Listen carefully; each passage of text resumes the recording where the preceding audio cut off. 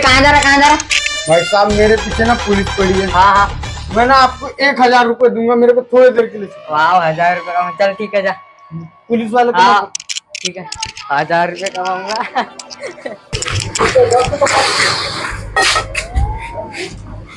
इधर कोई चोर आते हुए दिखाई क्या? नहीं सर, इधर तो कोई तो जाते हुए मेरे को दिखा नहीं है सर।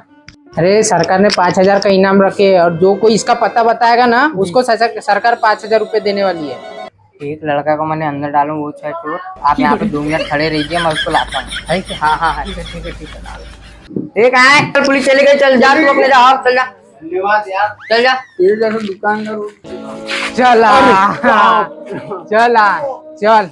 पर सर मेरे 5000 रुपए कब दोगे? लांजी थाने में आके ली जाना। हो गया